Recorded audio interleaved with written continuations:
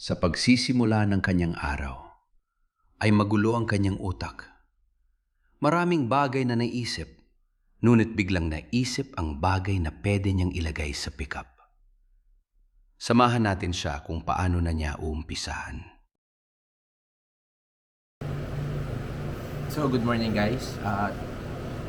Hindi tayo ngayon aalis ng bahay o pupunta sa ibang lugar. Nagawa tayo ngayon ng ilalagay natin sa pickup. Ito yung carrier at yung bull bar niya sa likod. So, dagdag natin sa pickup at dagdag natin laruan. Mamaya ayusin natin. Siguro mga 2 days na matapos. Kaya nyo guys, panoorin nyo. Wala kaming idea. Research lang. Kung ano lang ang mga dapat gawin, kung ano yung plano, gagawin lang namin. And tinulungan naman kami ni Mami. Kasi si Mami is architect. So, siya yung nagpaplano lahat at nagsukat. Gagawin lang talaga namin. Sige guys. So, grinding. Mag-grinder tayo dyan. Mag-pull tayo na.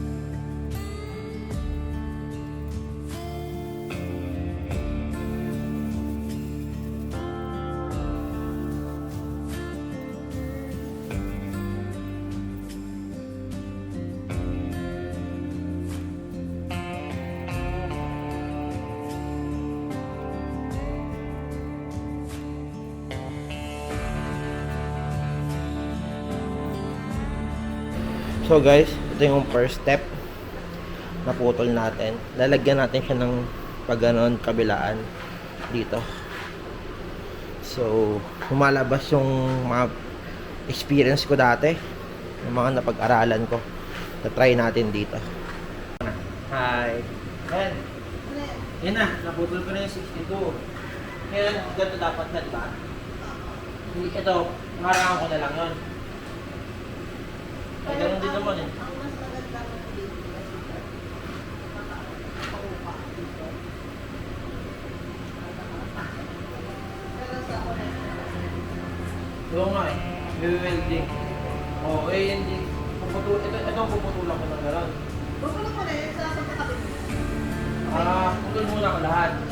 Hindi mo nagawa ng frame. Bubulong mo, bubulong lang. Kasi ang gagawin mo dyan, Ito na yung frame.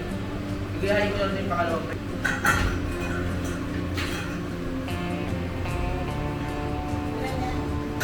Okay. Ito.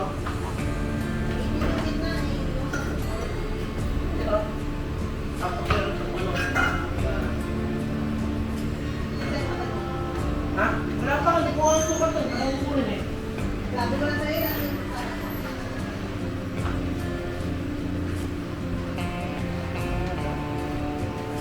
Yeah. Nagkakatingin kasi.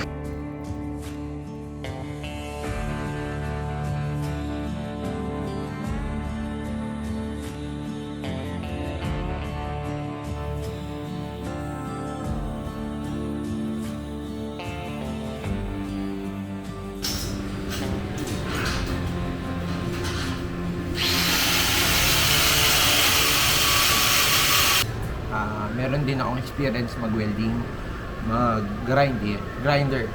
Dahil nag-aaral ako nung college, which is tinuturo sa amin yan. Ano ako dati? Aircraft mechanic. Pero lahat yun, experience ko.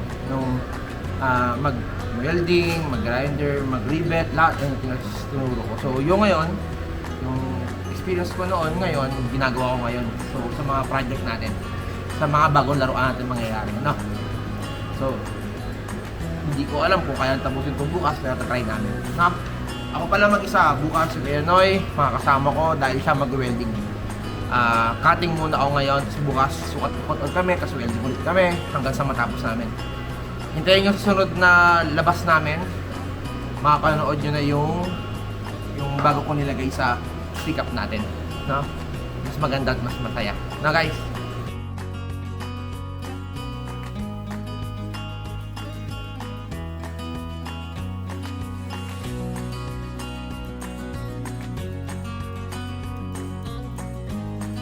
Ano pala? Di lahat ng bagay meron tayong kasama o merong magagawa sa atin. Dapat minsan aralin din natin yung mga bagay na gusto natin. Aralin natin yung mga bagay na kaya naman natin gawin, kaya natin ayusin. At least hindi natin nakikiusap sa iba, nagagawa pa. And then, more of everything, natuto tayo kung paano natin buuin. Kumbaga, from the scratch, para mag-build natin ng maganda. No? Pero yun ang lagi kong gusto. From the scratch lagi, mag-build tayo ng bago.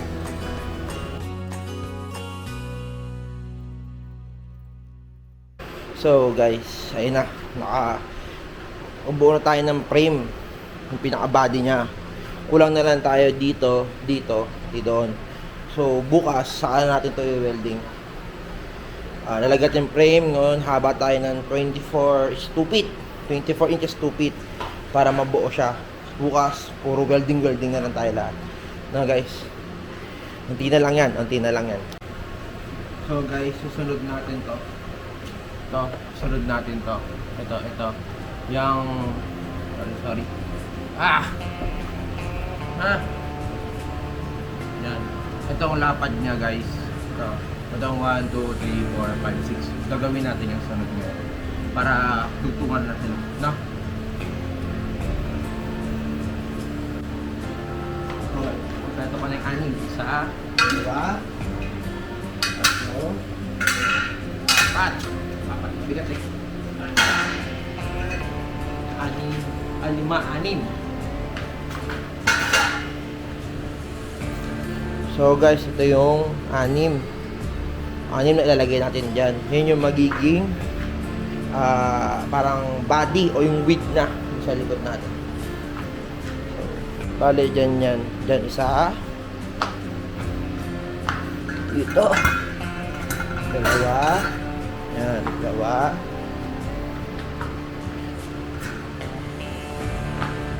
Taas. Yan. Tapos isa sa taas. Yan. And then, isa rin dito. Yan. Yan guys. Okay na yung bull bar natin. Ay yung pinaka-canopy natin. Half canopy lang naman sa pickup yan. So bukas, yung sa gilid, bukas na yun. I-welding na natin yan tomorrow. Ngayon, next natin yung carrier na tayo. So ito guys, ito. Yan, pinaka yan. Tapos na natin yan. Yun na yung pinaka, ito pala. Yan. Tapos na natin yan. Yung mga blue and yellow na yan, yun na lang yung pinaka-support niya. So pwede natin gawin doon. Na, para sis bukas, puro welding na lang tayo. So natin itong carrier.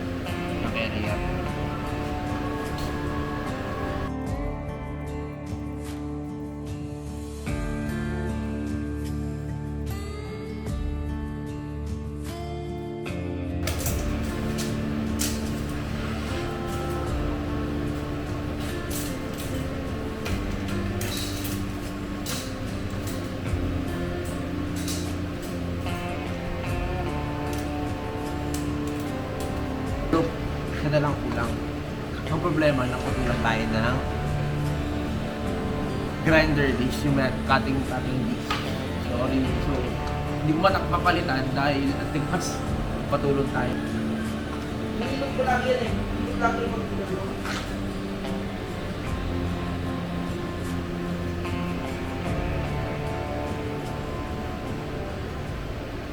Yung massage na maliit ko, kung ano naman siya. Ito naman siya. Ito.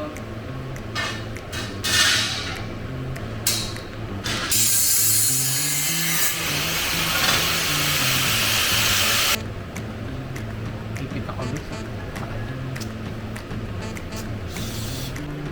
So guys, tapos na. Nakat na natin lahat. Naayos na natin lahat. So, bukas welding natin.